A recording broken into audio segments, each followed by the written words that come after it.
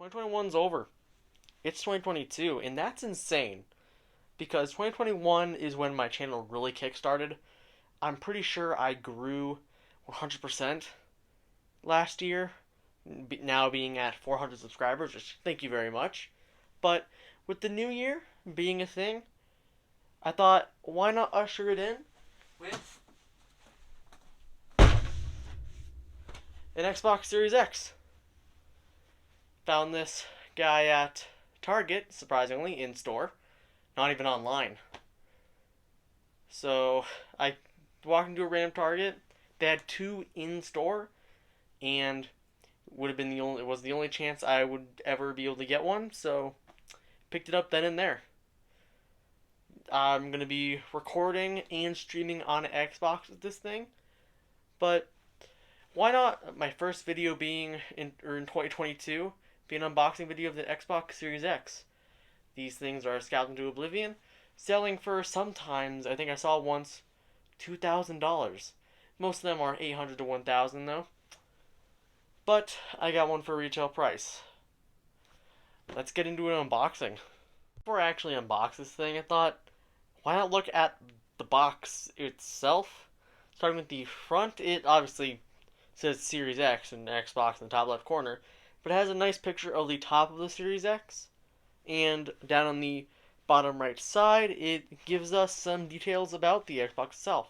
It supports 4K up to 120 FPS when playing games and has a 1TB SSD, which is a huge improvement to the at least One S, because that's the Xbox that I have currently plugged in.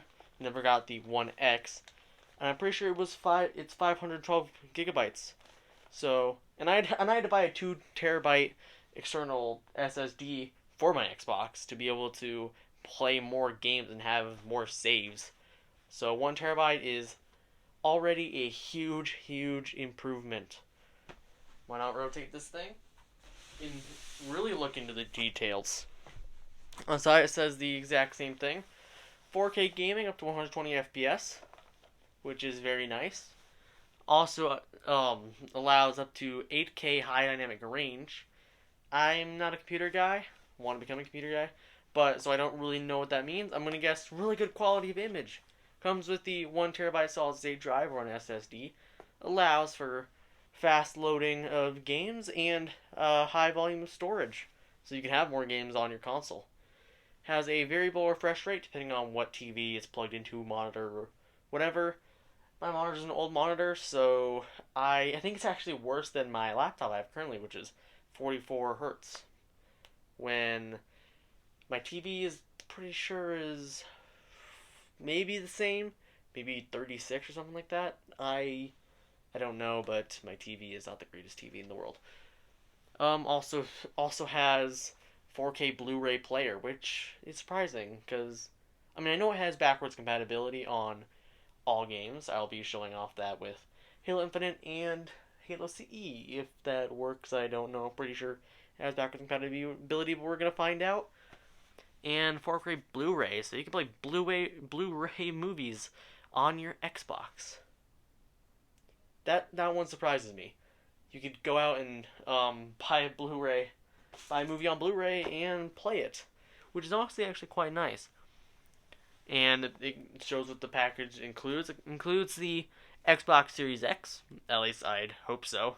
It's pretty heavy, so I'm pretty sure it's inside there. A wireless controller, which you need to play on the Xbox. A ultra high-speed HDMI cord to plug into the TV, and a wireless networking capability, which is kind of a requirement. You don't need Wi-Fi or wireless Wi-Fi an internet connection to play on the Xbox. You just can't play multiplayer without it. Still requires Xbox Live. Kinda sucks because PC doesn't need Xbox Live to play on games, and you know that because I have Halo Infinite multiplayer and the Master Chief Collection on my computer, which I now need to get a new one because it's breaking. But yeah, I think they're trying to move away from that. I don't know. And it has a nice picture of some of the internals. I don't quite know what that actually is. It's not a GPU, so no idea. Let's turn to the back, where it shows off Forza Horizon 5, a game that I want actually. It's an off-road racing game, not the Forza. That's you get to select your track, which I like open world. I like going wherever I want, which is very nice. And it blatantly says it's the fastest, most powerful Xbox ever, which I'd hope so because it's the newest console, the next generation of consoles, at least for Xbox. Because there's also the PS5. Has I don't know what that is. This is completely unscripted. Redefine. I'm so dumb. Redefine speed with the Xbox Velocity architecture. Sounds cool. Don't know what that means. Play thousands of games across 4 generations of Xboxes. So it does. It confirms that you can play games off of the original console, which I'm excited for because I can play this bad boy on the Xbox Series X. That's gonna be fun. I'm gonna put that back on my shelf. And it has unlimited access to 100 plus high quality games membership sold separately with Game Pass. I don't have Game Pass because once Game Pass is over and you can't pay for it, you don't have the games anymore. Which makes sense, but it's not for me. On the left, we just have a picture of the console and controller, stating again that it has a 1TB SSD inside of it. On the top, it's the exact same thing, but on a different angle. And back to the front. I'm going to get back to you to figure out how to actually open this thing up. See you there.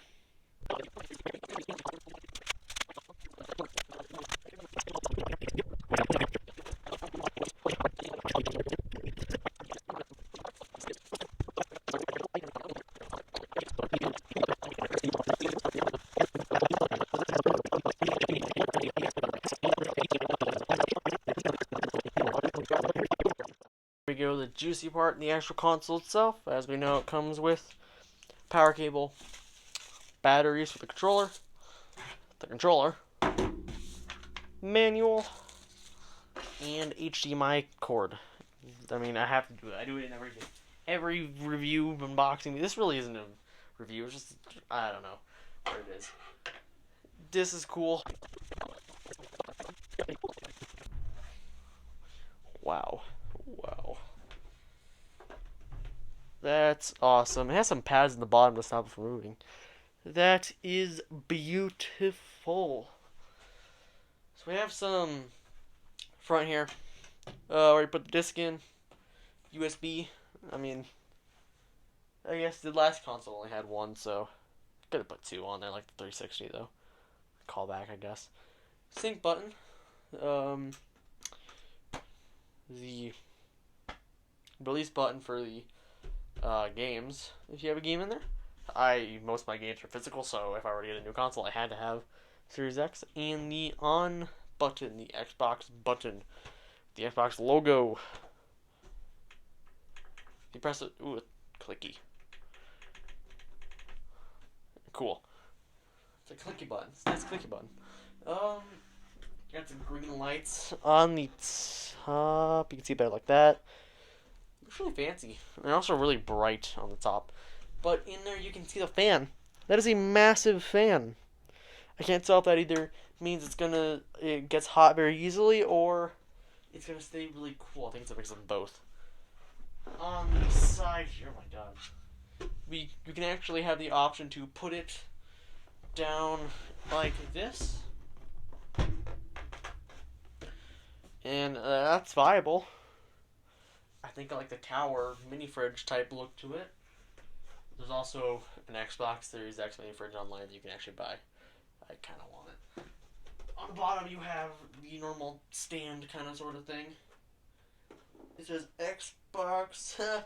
Okay, I found another thing. It says hello from Seattle. Oh, can you see it? I don't think you can see it. Oh, I don't want to mess up the console.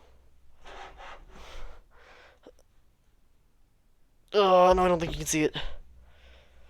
Okay, I'm gonna try and zoom in here. Okay, don't do that, though. Hello from Seattle! It's a great detail that they packed into it. I love it.